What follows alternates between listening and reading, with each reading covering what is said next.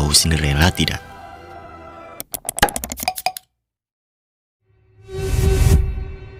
Iya sih, nggak salah. Dan biasanya kita tidak terlalu memikirkannya. Kisah versi populer ini terekam dengan baik ke dalam DNA budaya dunia kita sekarang.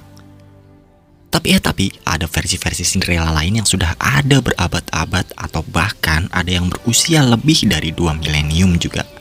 Salah satunya yang paling suram dan sadis adalah dari Grimms bersaudara. Seperti apa perjalanan tokoh cantik ini melintasi zaman?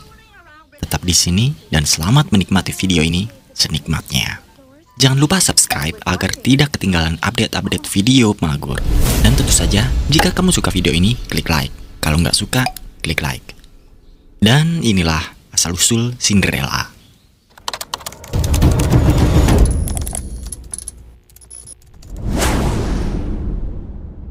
You are the only ladies of the household. Seperti yang kita tahu, versi di sini tentu saja adalah versi yang paling populer. Menurut versi ini, setelah ayahnya menduda, akhirnya ia menikah lagi. Tak lama kemudian, ayahnya juga meninggal. Cinderella lantas tinggal bersama ibu tirinya yang jahat serta 2 saudara tiri yang tidak cantik. Dikisahkan, mereka sering memaksanya untuk melakukan pekerjaan kasar dan memakai pakaian compang-camping. Meski begitu, Cinderella dikenal sangat manis, baik hati, dan cantik.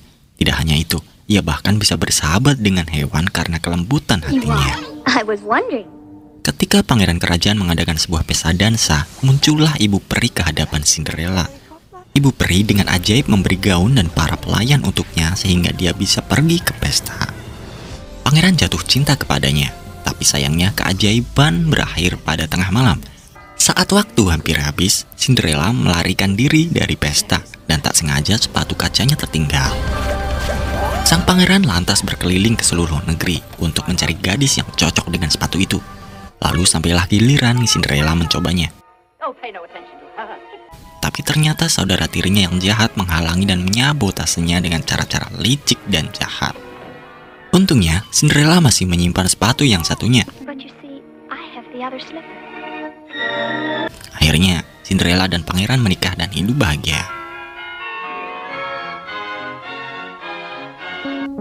Kisah yang kita kenal tadi memiliki warna yang bertolak belakang dengan versi Grimm bersaudara. Cinderella sudah ada dalam versi Grimm yang berasal dari Jerman. Cinderella dalam bahasa aslinya disebut Asenputtel atau secara literal diterjemahkan menjadi Assfool alias si bodoh. Dan secara umum dikenal dengan Cinderella. Tokoh tersebut memiliki 2 saudara tiri yang cantik. Sekali lagi, meskipun berperan jahat, tapi mereka cantik dan tidak buruk rupa seperti yang digambarkan dalam versi Disney. Dalam versi Grimm bersaudara, tidak ada ibu peri. Asenputtel adalah kisah yang jauh lebih gelap.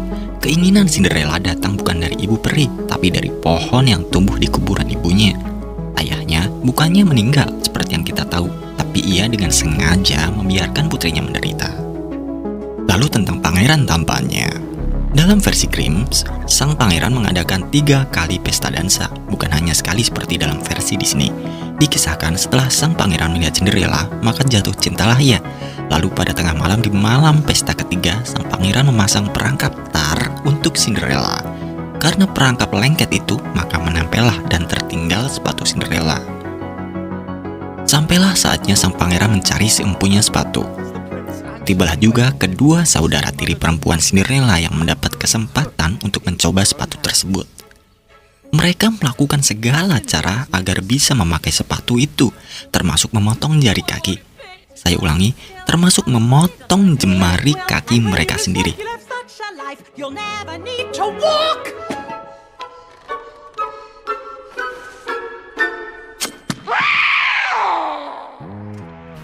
Betul, memang akhirnya bisa masuk. Tapi melihat darah yang mengucur dari sepatu itu, sang pangeran pun menolak. Pada akhirnya, Cinderella menikahi sang pangeran. Di akhir versi ini, kedua saudara tirinya menjadi pengiring pengantin. Lalu naasnya datanglah si merpati ajaib dan mematuk mata mereka di tengah upacara pernikahan yang bahagia itu. Di tahun 1950, Disney mengeluarkan film animasi pertama Cinderella. Setelah itu, film-film remake mulai bergantian bermunculan. Tapi itu bukanlah yang asli. Cinderella yang asli tidak semudah itu didefinisikan. Dia adalah karakter yang tengah berjalan jauh melewati zaman dan budaya manusia. Tidak hanya puluhan tahun, tapi ribuan. Sosok mirip Cinderella telah terekam peradaban manusia pada abad ke-6 sebelum Masehi, tepatnya di Yunani.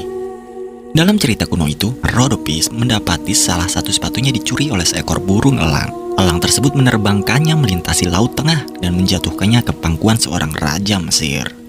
Sang raja lalu menganggap sepatu jatuh itu sebagai pertanda dari surga. Ia lalu melakukan pencarian untuk menemukan pemilik sepatu itu. Singkat kata, sang raja berhasil menemukan Rhodopis dan akhirnya menikahinya. Masih dari abad mula-mula, ada pula cerita Cinderella dari negeri Tiongkok pada abad ke-9.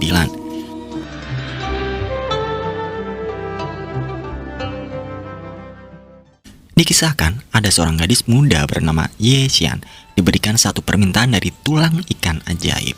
Ia lantas meminta gaun dengan harapan dapat menemukan seorang suami. Hampir sama seperti kisah Rhodopis, seorang raja menemukan sepatu Ye Xian, tapi kali ini sepatu dengan pola sisik ikan emas. Sang raja pun langsung melakukan pencarian untuk menemukan wanita yang kakinya cocok dengan sepatu kecil itu. Kecantikan Ye Xian meyakinkan raja untuk menikahinya. Tak ketinggalan, ada pula cerita ibu tiri yang kejam di dalam rumah guanya. We need an owl to help you hang the wash. We need more firewood. Go to the forest, the far side of the forest, and gather some. Kita kembali ke Eropa.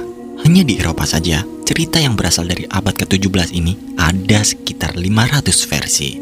Dan Cinderella yang paling kita kenal sekarang ini berasal dari sana, khususnya Perancis. Versi pertama Cinderella yang paling mirip muncul pada abad ke-17. Di masa itu ada sebuah cerita berjudul Cenerentola yang diterbitkan dalam kumpulan cerita pendek Italia. Dalam kisah Cenerentola, Zezzola adalah nama tokoh utamanya.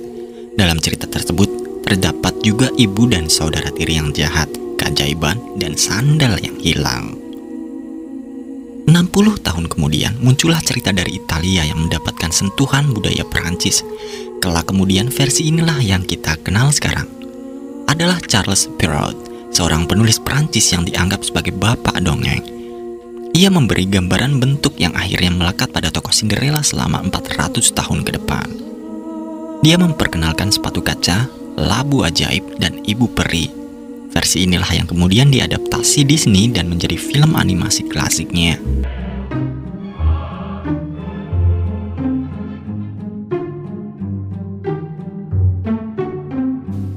Satu abad setelah versi Charles Perrault muncul, barulah versi Grimm bersaudara menggemparkan dunia perdongengan dengan pandangan suramnya.